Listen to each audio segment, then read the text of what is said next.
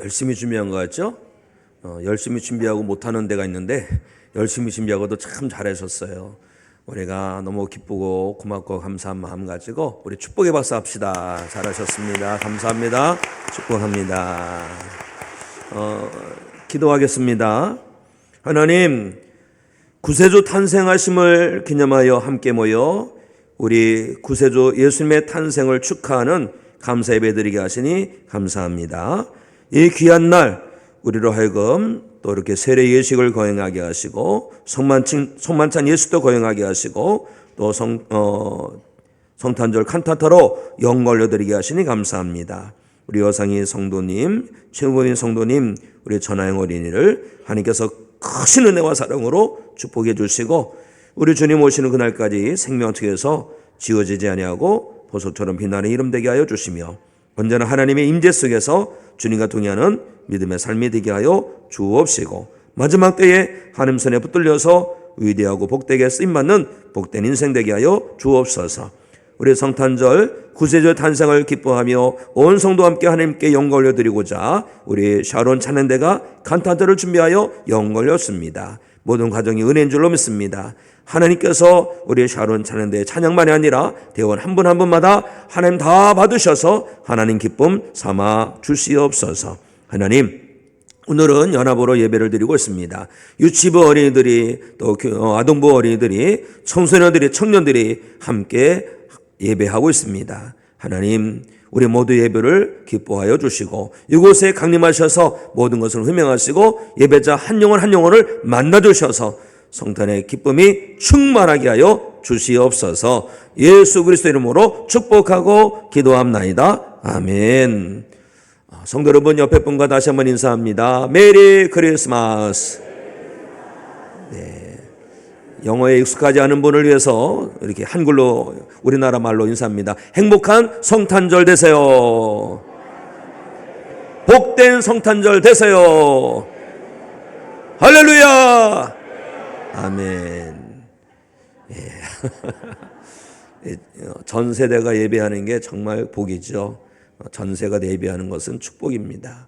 우리 유치부 어린이들 어디 계신가요? 유치부 어린이들 손 들어보세요. 네, 네, 여기 있군요. 우리 유치부 어린이들 축복의 박수 드립니다. 축복합니다. 축복합니다. 축복합니다.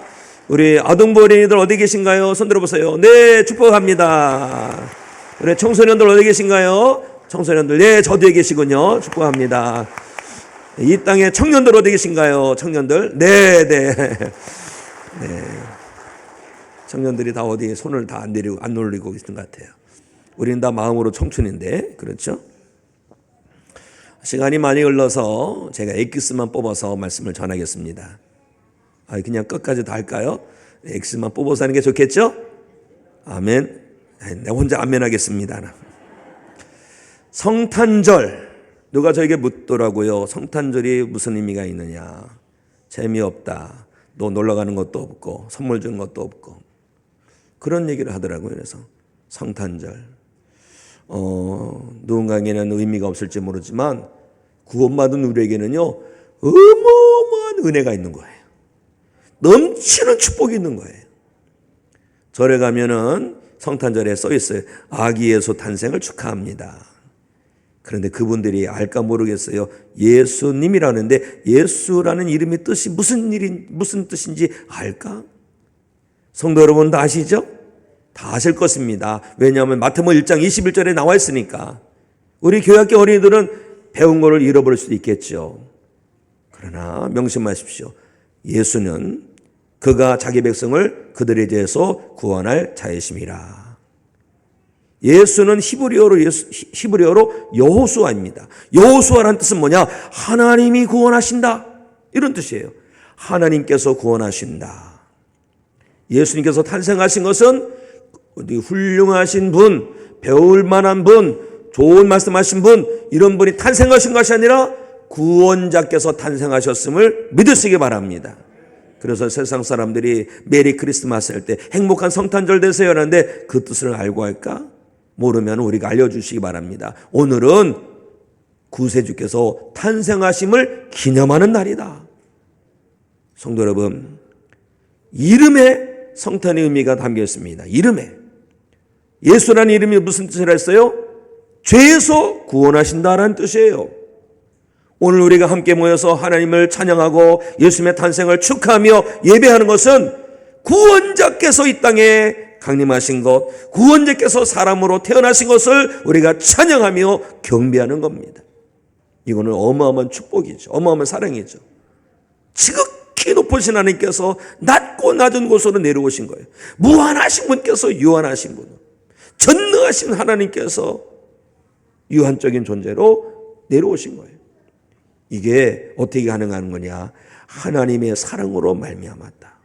우리는 이 성탄절에 구세주께서 아기로 탄생하신 것을 우리가 믿음의 눈으로 바라보면서 뭘 찬양하고 기뻐해야 되느냐? 하나님 감사합니다. 우리를 구원케 하시니 감사합니다. 하나님의 마음은 사랑으로 가득함을 아시기 바랍니다. 하나님의 마음 뭐로 가득하다고요?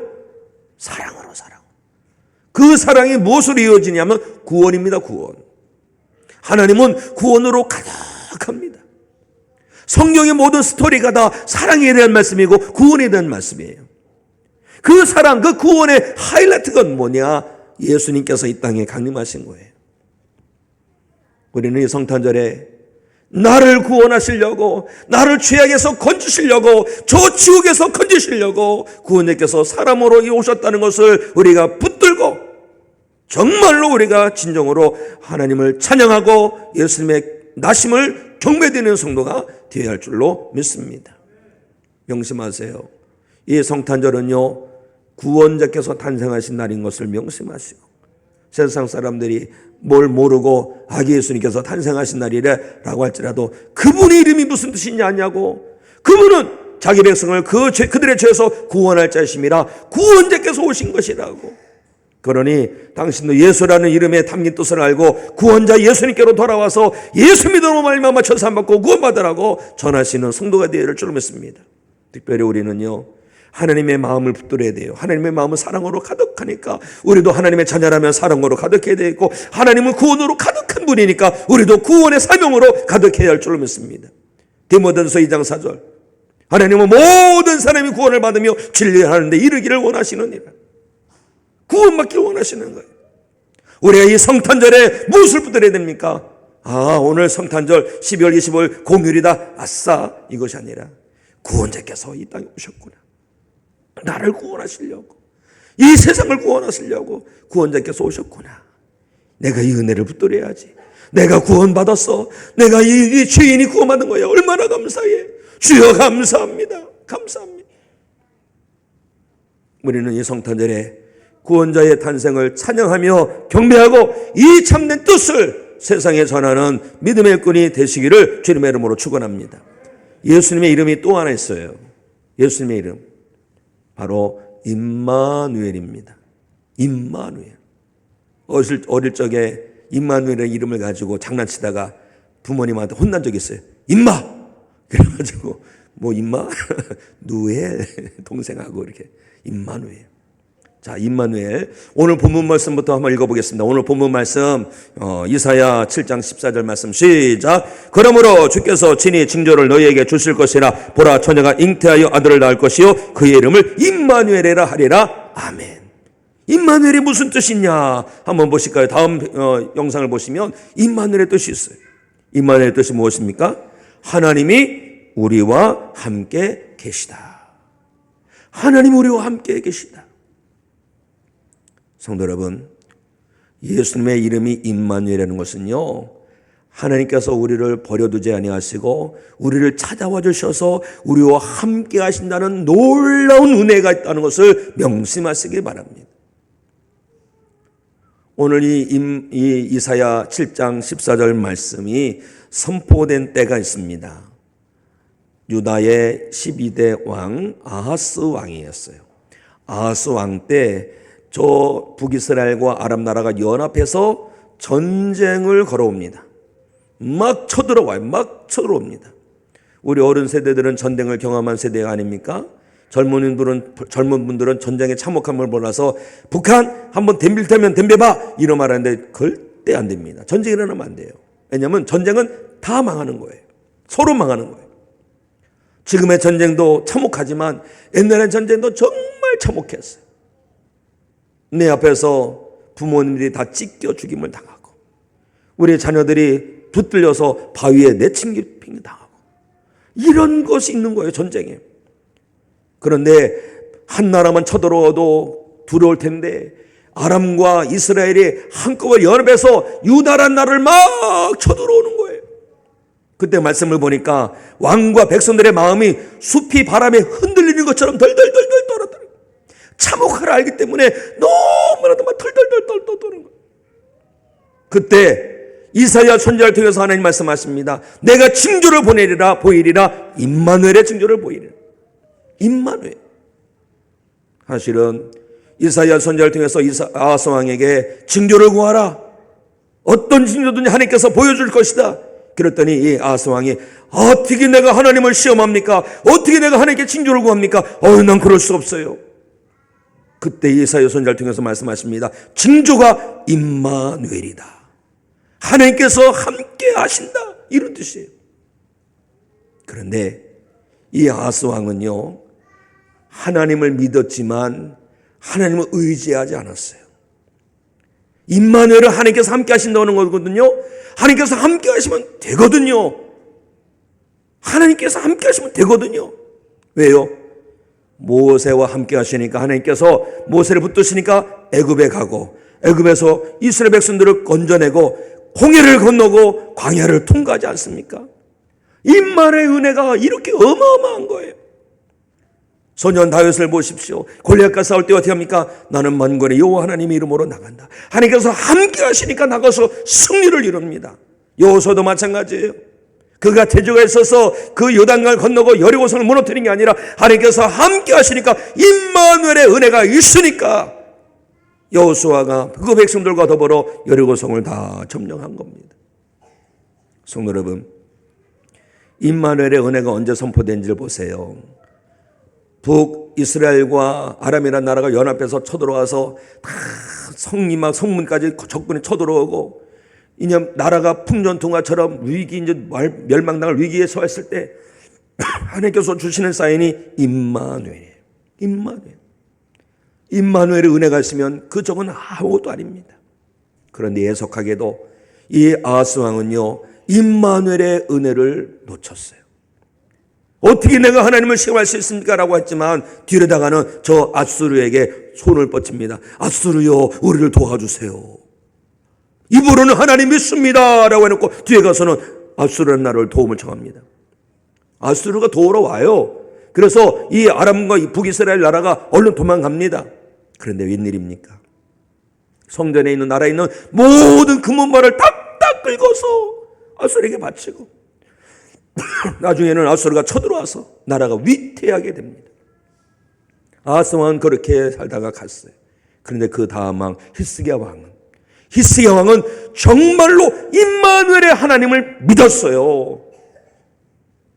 아수르가 사내립이 18만 5천 명이라는 어마어마한 대군을 끌고 왔을 때 이 히스기야 왕이 할 수 있는 게 없는 거예요. 하나님, 난 할 수 없습니다. 이거 어떻게 합니까? 항복 요청 문서를 갖고 온 거예요. 그래서 성전에 올라가서 딱 펴놓고 하나님 이거 어떻게 합니까? 도와주세요. 이때 어떤 역사가 일어납니까? 임마누엘 하나님께서 역사하시는데 하룻밤 사이에 18만 5천 명이라는 아수르 군사가 싹 죽어나가요. 어떻게 이런 일이 일어납니까?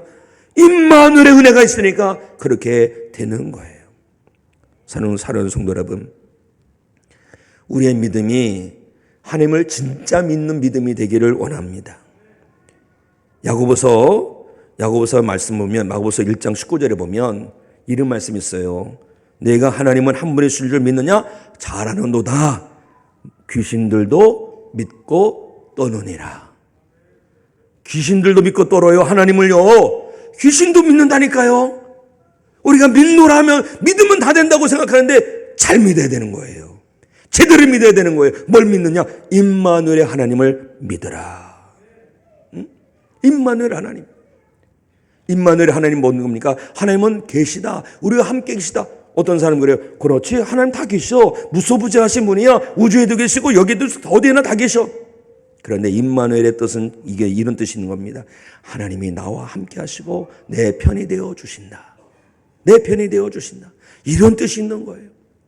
성도 여러분, 임마누엘의 주님께서 우리 가운데 탄생하셨다는 것은 무엇입니까? 하나님께서 우리를 포기하지 아니하시고 우리와 함께 하시고 우리 편이 되어 주시고 우리를 도우신다는 사인인 것입니다. 이 성탄절에 예수님의 탄생을 기뻐하면서 임마누엘의 은혜가 내 가운데 흐르고 있다는 것을 명심하시고 주님 감사합니다. 내가 이 임마누엘의 은혜를 붙들고 승리하겠습니다. 한 해가 저물어 가고 있습니다. 저물어 가고 있고 새해가 다가오고 있는데 남모르는 아픔들이 있는 성도들이 있어요. 경제적으로 너무 힘들어요. 마치 아람과 이 북이스라엘이 쳐들어와서 성문까지 와서 항복을 요청하는 그런 상황처럼 경제적인 문제를 가지고 정말로 두렵고 떨고 있는 사람이 있을 수 있어요. 경제적으로, 질병으로, 어떤 관계 파괴로 그렇게 막 떠는 사람이 있을 거예요. 그분들에게 특별히 하나님께서 말씀하십니다. 임마누엘의 믿음을 가져라. 임마누엘의 믿음을 가져라.